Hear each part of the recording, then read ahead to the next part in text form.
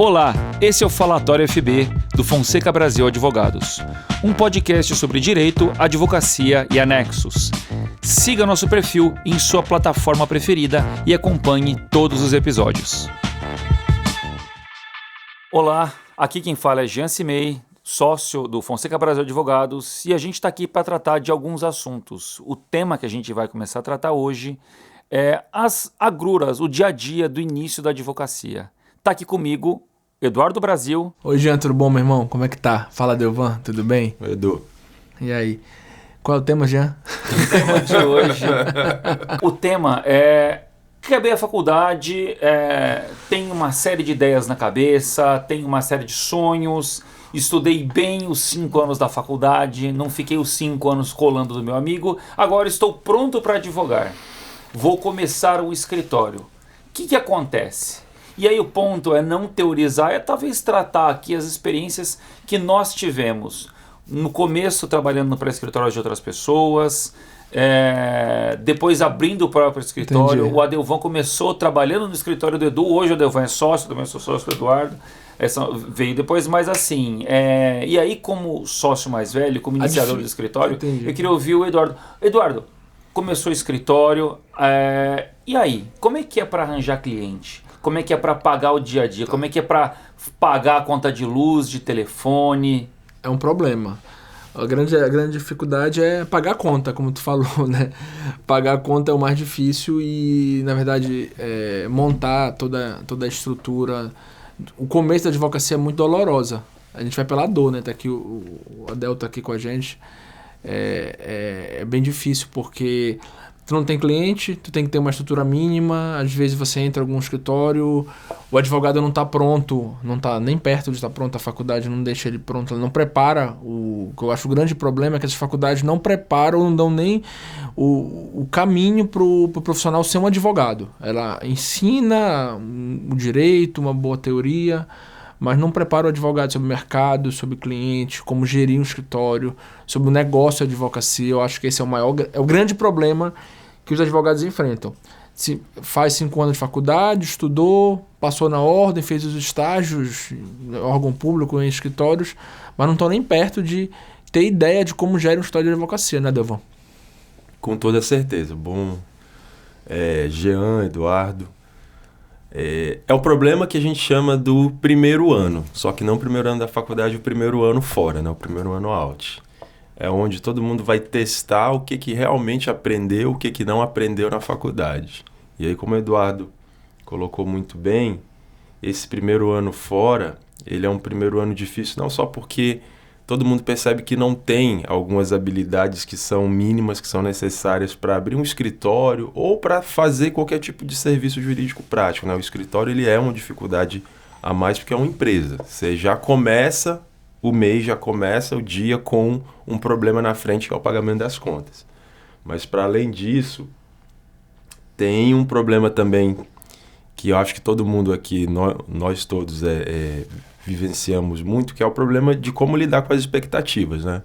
Porque ao mesmo tempo que o recém-formado, o recém-bacharel tá cru, ele tá cheio de expectativas também. Quer conquistar o mundo, né, Delvan? Conquistar o mundo. E no nosso mundo de hoje, né, na nossa vida contemporânea, essas expectativas elas são muito grandes, né? Elas sempre são muito grandes, principalmente para quem é mais novo, para quem é recém-formado e mais novo. Então, também a gente precisa aprender a lidar com frustrações, porque no começo da carreira é inevitável e até salutar que existam mais frustrações do que bem-venturas, né? São essas frustrações justamente que vão levar as pessoas a amadurecer e a começar a ter essas habilidades que são mínimas. É verdade que o Adel tá falando, quando eu me formei, eu achava assim, me formei, abri um escritório, falo, nossa, não fiz nada na vida, tô quebrado. 5 anos de advocacia, estudei, fizemos estágio e chegou lá falando, não fiz nada, não produzi nada na minha vida. Geralmente a pessoa está formada com o quê? Com 24 anos em média. Até menos, às vezes. Até menos, 23 anos. E hoje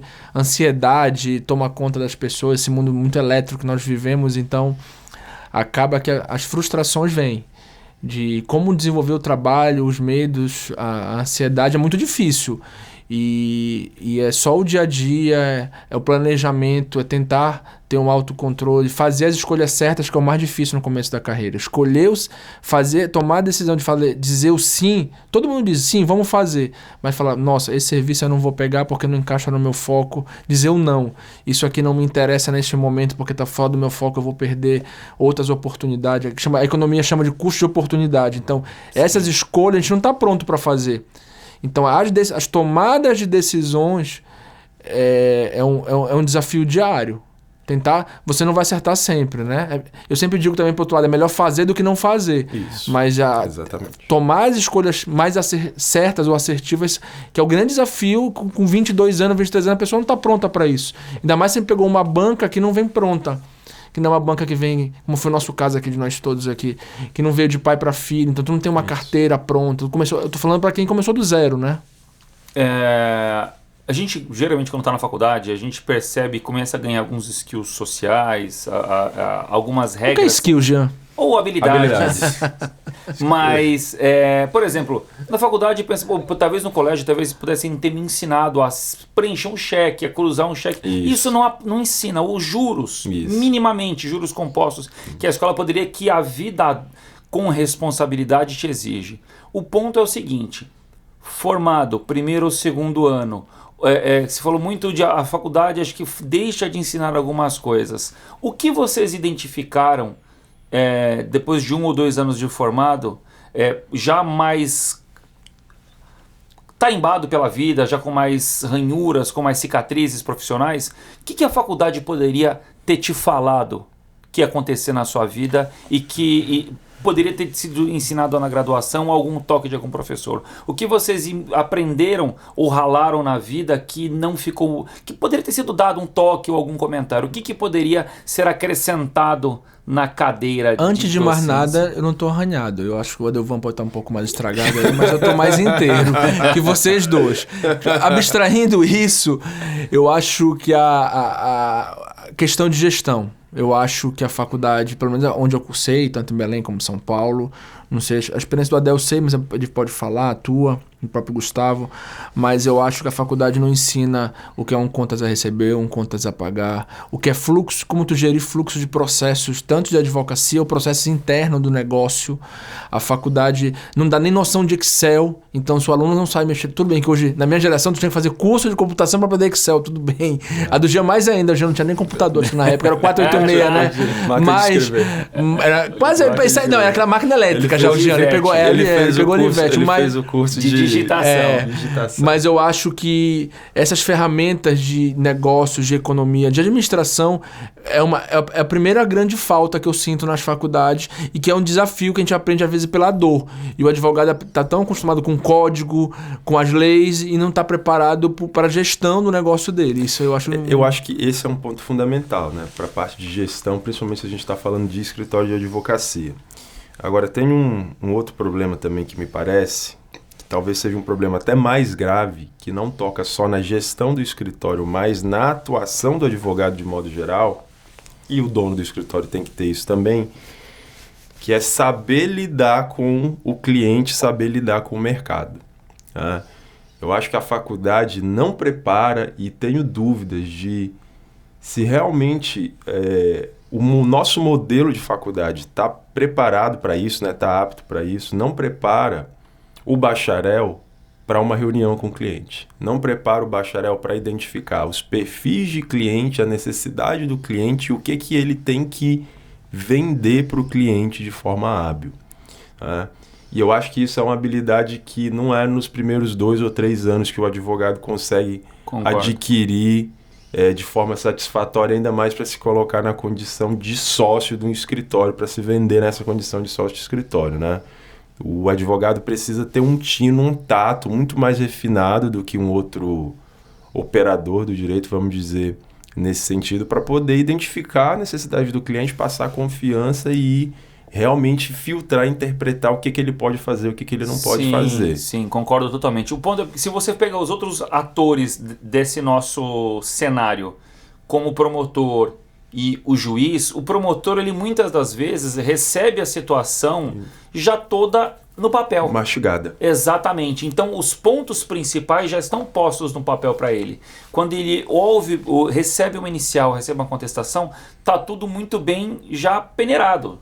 O ponto do advogado em que ele vai ouvir o ser humano, e o ser humano vem com uma série de expectativas, ele vem com uma gama gigantesca de informação, e via de regra, o que a gente aprende na prática, apenas 10% do que ele diz numa reunião é aproveitável para uma demanda trabalhista, uma demanda tributária, por uma demanda civil. Ele vem, comenta do cachorro, do ralado do carro, da vizinha, da amante, de tudo, e aí você precisa filtrar. Eu acho que essa possibilidade que é complicado. Eu acho que algumas faculdades têm isso que é interessante para o aluno, que é o atendimento no público nos juizados especiais.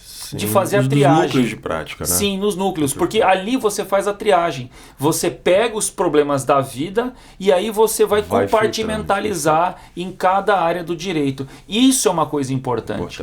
Porque se você deixar para fazer isso quando advogado, sem ninguém para estar do seu lado, a chance de erro vai ser grande e o prejuízo para o cliente é muito grande. É muito comum verificar em sustentações orais. Eu comentei aqui no escritório, vou comentar aqui para as outras pessoas. Fiquei até apaixonado. O que é uma sustentação oral, Jean? A sustentação oral, quando um processo vai para o tribunal, o advogado é dado a ele a possibilidade de defender o ponto de vista do cliente, ou as alegações, ou contra-razões, durante 15 minutos nos tribunais judiciais, nos tribunais administrativos do país inteiro, menos para São Paulo, que eles só dão 5 minutos. Que lá é rápido. Lá é rápido. Não tem pressa, 5 minutos. Dá para ver um paulista como ele é rápido, né? O teu histórico fala por si só, mas continua. A gente não perdeu o foco. Mas o ponto eu percebi muitos advogados novos, não todos, mas em alguns, muito mal preparados, não estava focado, não tinha um discurso conciso, muito erro de português, e a forma que não vem redonda, não vem perfeita, ela atrapalha o conteúdo.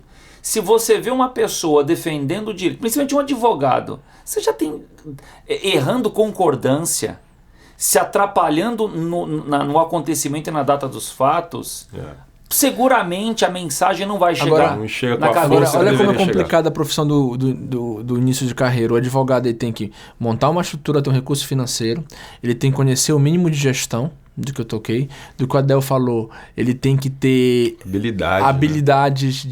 de sensibilidade, de entendimento, e tem que conhecer muito o direito. Sim. Fora que o direito tem uma área mínimo, né? Enorme. Então, o advogado que começa a carreira, se ele fala, eu vou ser um advogado civil, ou da área societária, começando, uma área que tu leva mais tempo para atingir clientes, aí chega um trabalhista, um criminal, ele vai pegar porque ele precisa sobreviver e perde o foco. Então ele tem que saber, é quase um Hércules, ele tem que ter tudo, né?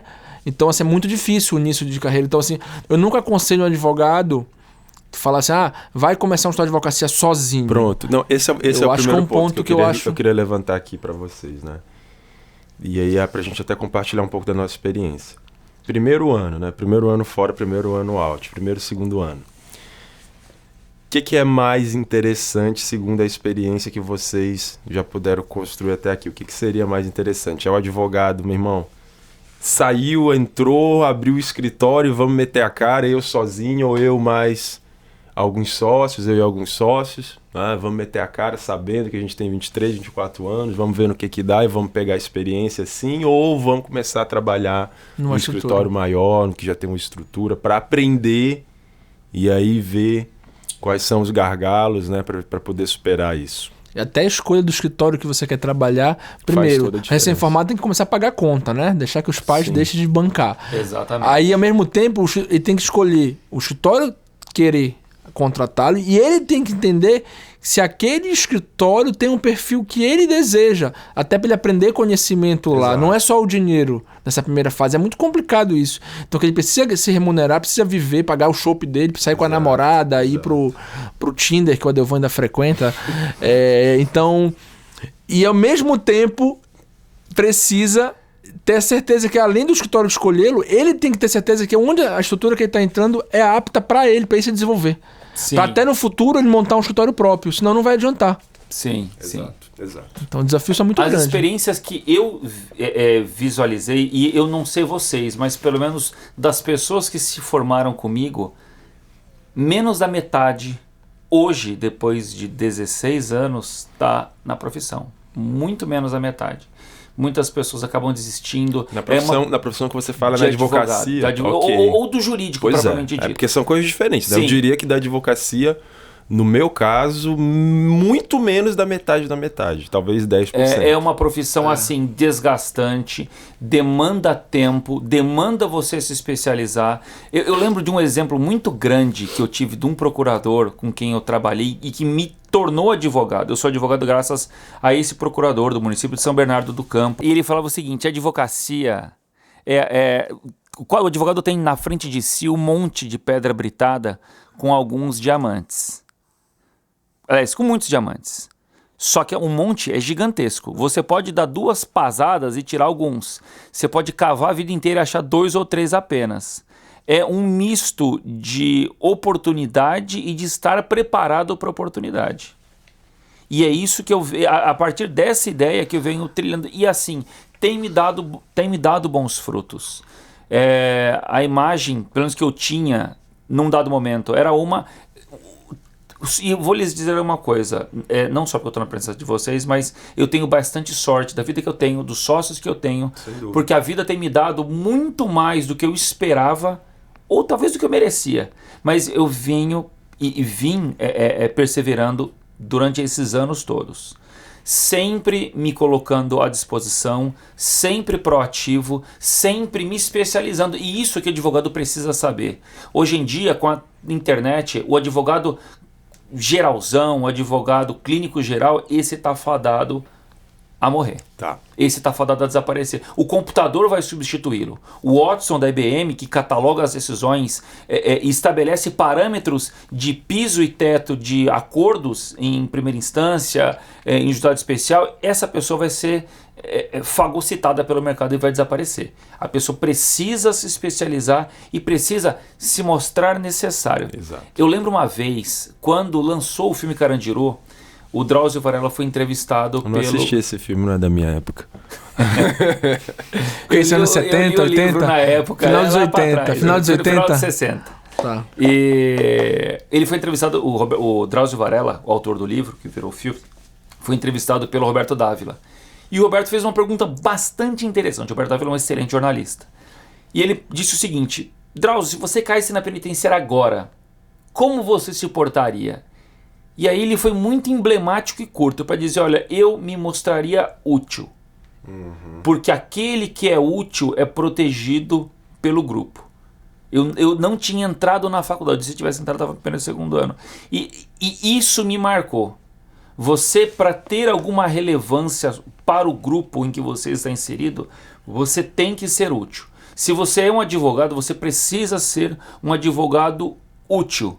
Talvez, como queria o Marshall Thurgood, um engenheiro social. Ele falava que o advogado que não é um engenheiro social é um parasita social. Você tem que se mostrar útil para a sociedade, crescentemente ou periodicamente se atualizando com cursos, com especialização, com mestrado, com doutorado e se colocando sempre à frente da área. Exatamente. E já tocou no assunto importante, porque a utilidade vem ao lado, ou seja, junto pelo menos, com a palavra resultado. Sim. Então, o processo contencioso que a gente aprende muito na faculdade é muito importante, obviamente, mas não é um fim em si mesmo. Não é. A gente tem que trazer resultado para o cliente. E a gente aprende na faculdade que a advocacia, o processo é uma profissão de meio, não de resultado. É verdade, nós não podemos dizer que vamos ganhar a causa. A gente não... É importante dizer o seguinte, resultado não significa necessariamente ganhar, né? Significa pagar menos, resolver o problema, não deixar protelar. Exatamente. Então, essa questão do resultado para o cliente ou para as empresas é fundamental, é um número. No final da conta do dia, a pessoa vai ver patrimonialmente, se for na esfera societária e tal, é número. O melhor cumprir o objetivo que o cliente quer. Então, utilidade. E às vezes a gente não é formado para dar resultado. A gente é formado para fazer a teoria, fazer a petição, botar o código e isso não resolve. Exato. E isso é um desafio que temos terminando a advocacia, dos desafios. Então, percebam. E mais, advogado em começo de carreira, com todo o respeito, 5 anos formado, às vezes um advogado júnior ganha menos em alguns escritórios que alguma pessoa que não tem nenhum ensino, só tem até o 2º grau completo. Um salário talvez de alguns profissionais, que também são importantes, de outras áreas, mas que não passou 5 anos estudando, ganha mais que um advogado recém-formado. Então, há uma dificuldade, há uma questão. O Brasil é o país que mais tem advogado, salvo o melhor juízo de mercado. O Brasil é o país que mais tem advogados, então esse é um problema. Depois dos Estados Unidos. Depois dos Estados Unidos, não é isso? Então, assim, é um problema que nós temos estrutural. E trazendo isso para nossa realidade aqui, para nós fincões da Amazônia, né? É mais difícil ainda, né? Muito mais difícil. Eu tenho um ditado popular que diz assim, né? Que advogado é o cara que o cliente paga para dizer o que ele já sabe, né? Para dizer o que ele já sabe. Então, eu acho que o principal foco do advogado que quer se manter diante desse cenário de informação digital, não é? Diante desse cenário de Google, de inteligência artificial, é ele justamente ser um construtor mesmo, identificar o problema, identificar soluções que não estão prontas, né? E que o cliente não sabe já a partir de uma experiência comum, a partir de um senso comum, né? O advogado realmente não pode passar soluções que vêm simplesmente do senso comum, porque o cliente percebe isso, o cliente sabe exatamente. isso. E ele sabe quando aquilo que ele está comprando é realmente uma mercadoria que não estava disponível ou quando é alguma coisa que ele não precisava realmente pagar. Exatamente. Então, a gente vai surgindo aqui ideias, a gente fala essas bobagens aqui, vai surgindo, né? O advogado não sabe, às vezes na faculdade não ensina nem mexer num sistema. Qual é o advogado, por mais iniciante que seja, que vai operar ainda no caderninho? Tem que ter um sistema. Existem sistemas muito baratos aí que você paga R$100 por mês. Sim. Mas assim, precisa ter um controle de processo, falar de contencioso. Sim. Precisa. O advogado às vezes não está acostumado a fazer relatório.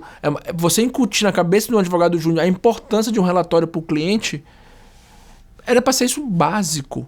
Mas não é. A realidade local não é. Porque a advocacia mudou muito antigamente. Lá no início dos anos 50, quando eu comecei a advogar,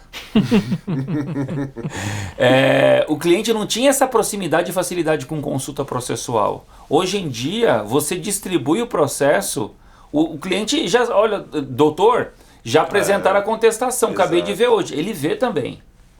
Então, o advogado, tinha muito advogado malandro que dava tombo em cliente, hoje não. Você tem que estar ciente que tudo que você faz é visto por todo mundo. A gente está numa pequena comunidade. Isso. O país é grande, o país não diminui os seus limites territoriais, mas sistemicamente a gente está numa vila menor. Então a nossa conclusão de hoje é: não advoguem, vamos montar uma padaria, vamos montar algum negócio, salão de beleza, uma barbearia, vamos montar uma loja de paleta mexicana, alguma coisa, fazer uma banda. Meu sonho é ter uma banda, cara. Então, assim, brincadeiras à parte, eu acho a advocacia uma profissão encantadora, muito difícil. Tá? Tão desgastada hoje pelos não vou dizer pela imprensa que fica por todo lado.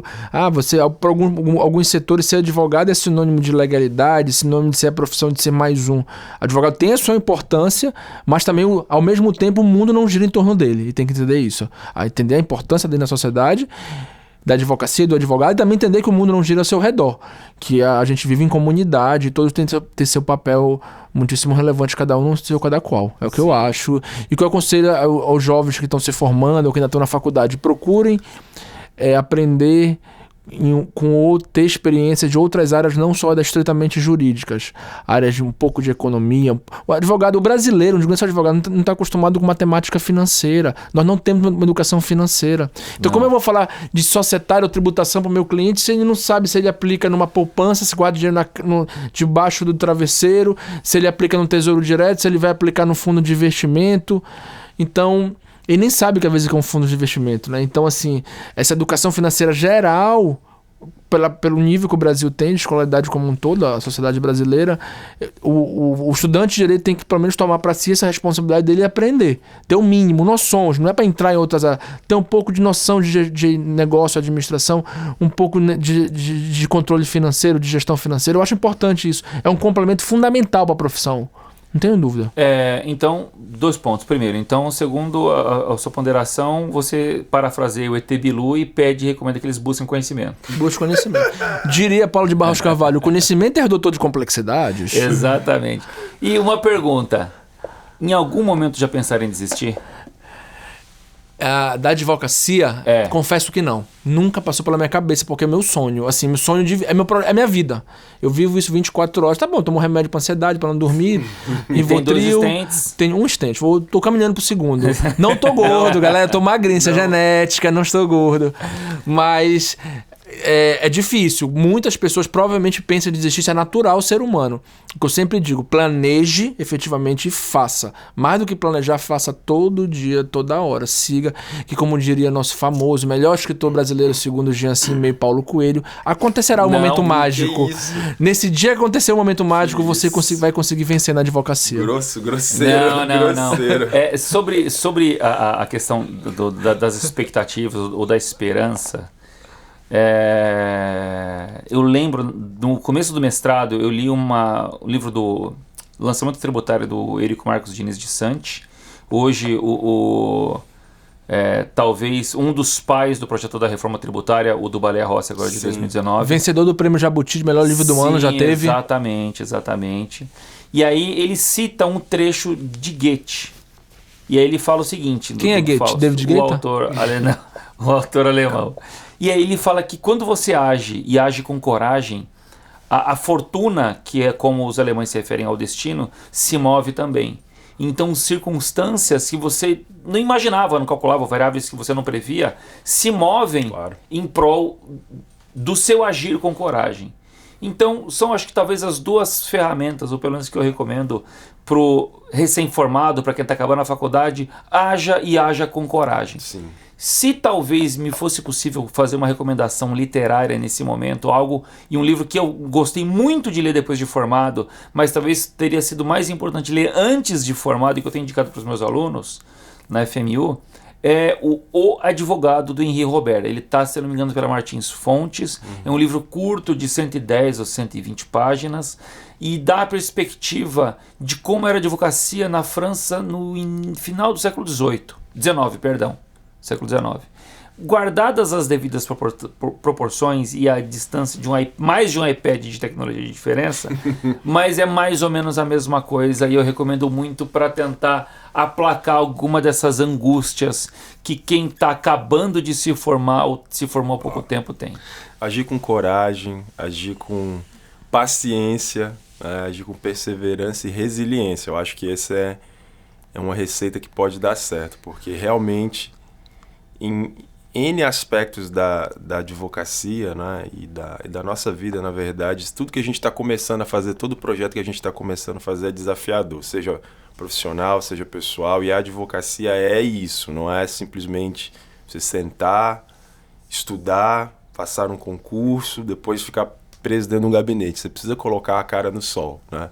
Exato. Então, gastar sola de sapato, gastar sola de sapato, se estressar, não é? Lidar com muitas pessoas e lidar com pessoas que muitas vezes estão numa posição de hierarquia normativa mais elevada, né? Então é saber também quando abaixar a cabeça, quando não abaixar a cabeça. Então, apesar de ser uma experiência muito intensa, ao mesmo tempo que é muito intensa, é muito engrandecedora também pra gente enquanto pessoas, enquanto seres humanos. Sem dúvida nenhuma. Então, vale a pena. Eu subscrevo o que o Adel falou, eu acho é uma experiência engrandecedora. E a gente tem a opção de ler o livro que o Jean indicou, ou como eu sou apaixonado pela advocacia, me livre qualquer hora do dia, me liguem. Passe no escritório, a gente toma um café, ou de preferência toma um vinho ou um uísque, que eu vou adorar falar sobre a advocacia, sobre a angústia da advocacia. Fazemos nosso happy hour toda quinta-feira à noite para falar do nosso trabalho, para falar do dia a dia, para falar da advocacia, para falar do negócio da advocacia. É a nossa paixão.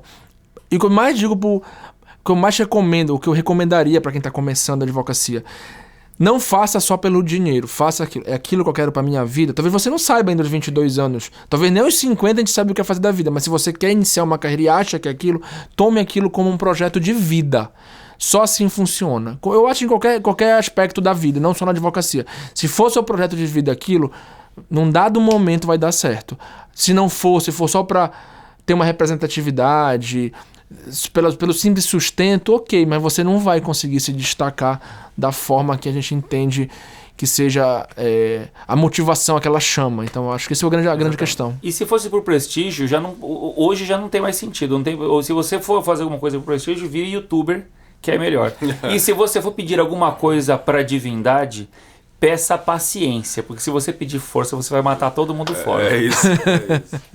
Joia. Muito obrigado a todos e até a próxima. Valeu, obrigado.